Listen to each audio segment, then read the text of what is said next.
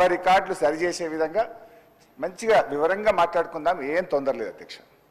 కానీ దయచేసి మైక్ ఆపొద్దు, మధ్యలో ఇంటరప్షన్స్ వద్దు. నేను మాట్లాడేటప్పుడు రాసుకోమనండి, నేను లేవలేదు. తర్వాత వారు ఎంతసేపు అన్నా మాట్లాడమనండి, తర్వాత నాకు మైక్ ఇవ్వండి, ఐ విల్ క్లారిఫై. రాష్ట్ర డిప్యూటీ సీఎం మాట్లాడేటప్పుడే మీరు ఇంటర్వ్యూని ఎత్తిరి, రన్నింగ్ కామెంటరీ చేస్తారు. స్పీకర్ సార్, మీరు చేస్తారు, కేటీఆర్ గారు చేసే.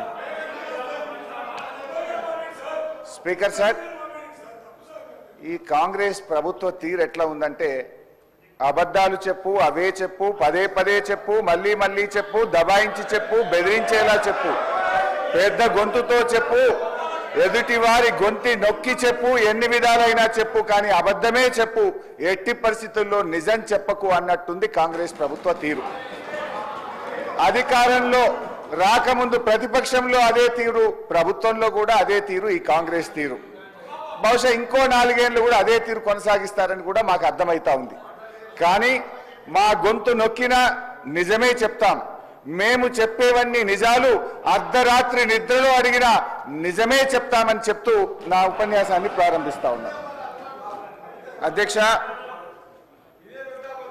సింపుల్, నేను లెక్కల్లోకి పోయే ముందు I want to set right the house records and I want to challenge the బట్టి గారు.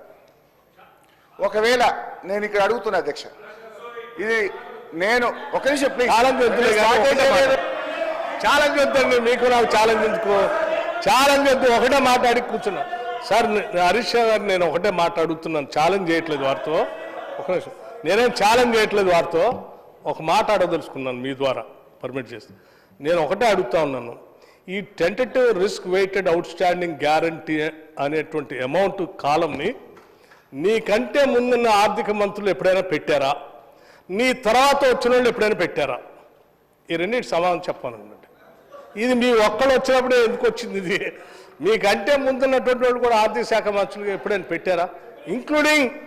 ఇంక్లూడింగ్ మీ టైంలో ముఖ్యమంత్రిగా పనిచేసిన చంద్రశేఖరరావు గారు ఆర్థిక శాఖ మంత్రిగా ఉన్నప్పుడు వారు కూడా పెట్టలేదు.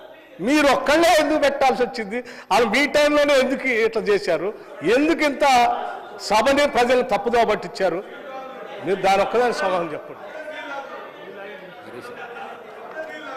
అన్నీ చెప్తా అధ్యక్ష. ఎందుకు నది పడతారు అధ్యక్ష? మొత్తం కుల్లా చెప్తా, ఏం నది పడుకుంటా. ఎన్నిసార్లైనా క్వశ్చన్ అడగండి, అన్నీ చెప్తా అధ్యక్ష. ఫస్ట్, ఎవడా యూజ్లెస్ ఫెలో దొంగ అన్నది 100 సార్లు అంటారు. నన్ను ఎవడైనా దొంగ అంటే వాడు యూజ్లెస్ ఫెలో అన్న తప్ప వాళ్ళు అన్నది కదా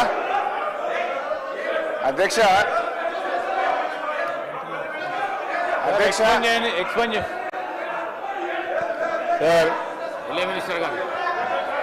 గౌరవనీయులు హరీష్ రావు గారు వారు మాట్లాడింది, వారు మైక్లో మాట్లాడలేదు సార్, ఎవరికి కూడా వినపడలేదు. వారు మాట్లాడింది మైక్లో వినపడదు.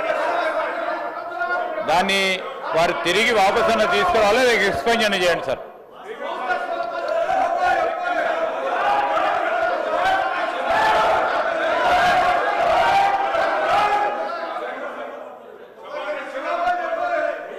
ప్లీజ్ స్పీకర్ సార్, నేను లేచి మాట్లాడుతుంటే అక్కడి నుంచి ఒక గౌరవ సభ్యుడు దొంగ అని నన్ను అన్నాడు.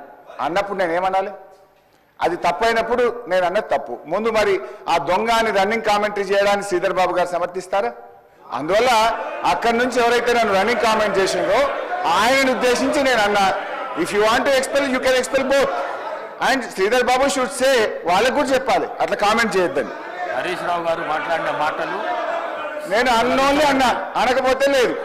నన్ను ఎవరన్నా అంటే వాడిని నేను అన్నా, అనకపోతే లేదు. రైట్ అధ్యక్ష. గౌరవనీయులు తొలగించేసి బట్టి విక్రమార్క గారు చెప్పిన దాన్నే చెప్తూ అబద్ధాలని చెప్పే ప్రయత్నం చేశారు. బట్టి విక్రమార్క గారు మాట్లాడుతూ ఫామ్ వినాలి సార్. సార్ శ్రీధర్ బాబు గారు కూర్చోండి, నేను విడ్రా చేసుకున్నా కదా, ఇంకేంది? దొంగ అనే పదాన్ని ఎక్స్ప్లెయిన్ చేయండి, యూజ్లెస్ ఫెలో అనే పదాన్ని ఎక్స్ప్లెయిన్ చేయండి, నాకు ఇబ్బంది లేదు. దాన్ని ఆస్ దెమ్ టు సిట్ డౌన్. నేను విడ్రా చేసేసినది అట్లా ఇయ్యారు సార్, మినిస్టర్కి ఇస్తారు. మీరు మినిస్టర్ ఇంకా రాజగోపాల్ రెడ్డి గారు, నువ్వు హోమ్ మినిస్టర్ ఇంకా ఇస్తారులే, నీకు మైక్ ఇప్పుడు ఎలిజిబిలిటీ లేదు, కూర్చోండి దయచేసి. మీరు హోమ్ మినిస్టర్ కావాలి రాజగోపాల్ రెడ్డి గారు, కూర్చోండి.